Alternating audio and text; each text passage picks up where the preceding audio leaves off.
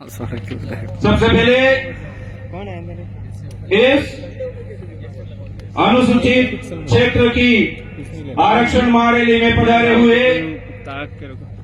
मेरे समाज के सहयोगी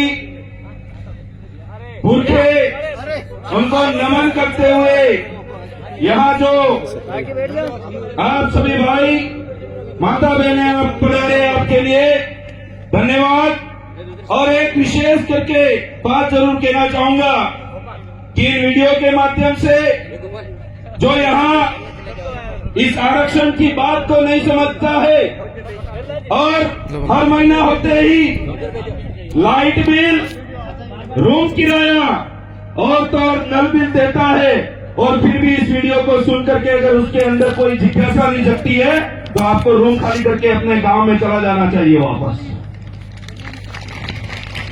क्यों ये बात क्यों कह रहा हूं?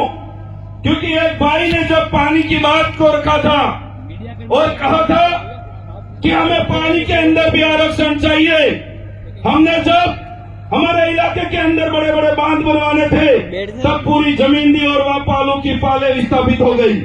वो जमीन हमारे बाप दादाओं की थी और वो पानी हमको दिए बिना, हमारा जितना हक है वो दिए बिना और ला करके उदयपुर वालों को पिलाया जा रहा है। और हमारे जो उधर के जो भाई यहाँ उदयपुर के अंदर प्रवासी बन करके रहते हैं वो एक एक महीने का नल बिल देते हैं, पानी का बिल दे रहे हैं। हमारे ही बाप दादाओं की जमीन पर बनी हुई पानी की झील, हमारी जमीन डूबी और वही पानी उदयपुर में आकर के हमें ही उसका टैक्स देना पड़ रहा है, पैसा देना पड़ रहा है। हम किस दिशा में हमारा काम कर रहे हैं?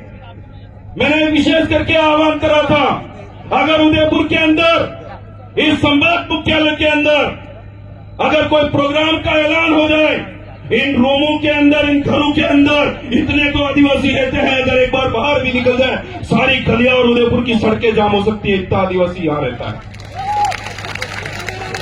फिर कहते हैं मेरे ऊपर यह शोषण हो रहा है।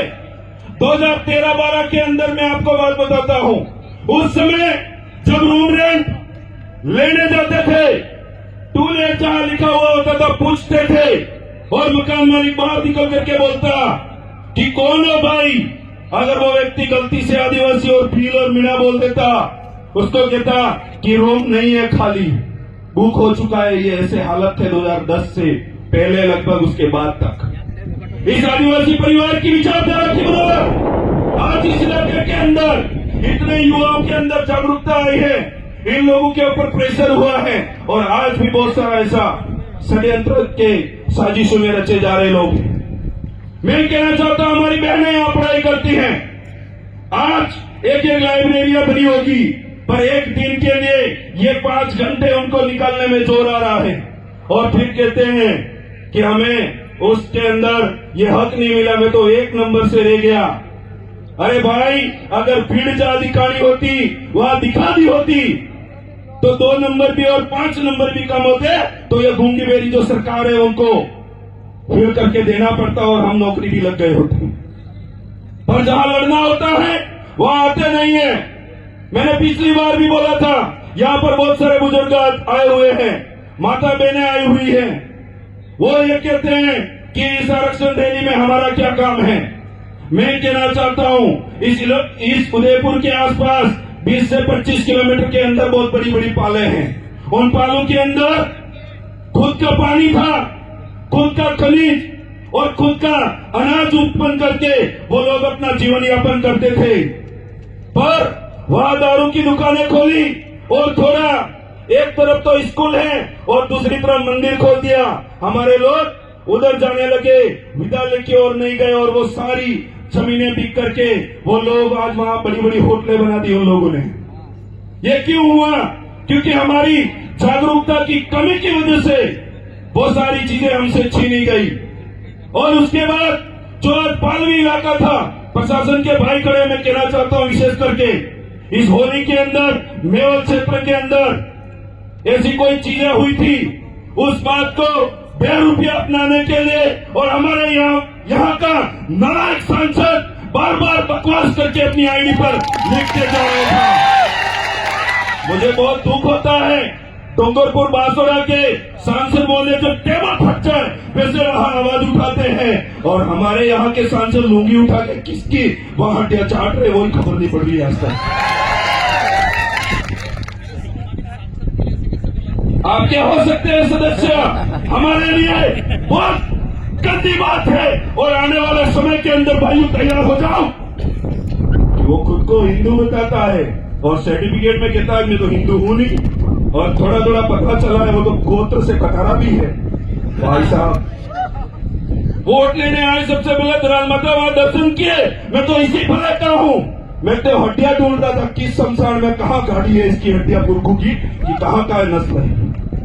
जबरदस्ती के ऐसे बदलाने वाली चीजें करते हैं।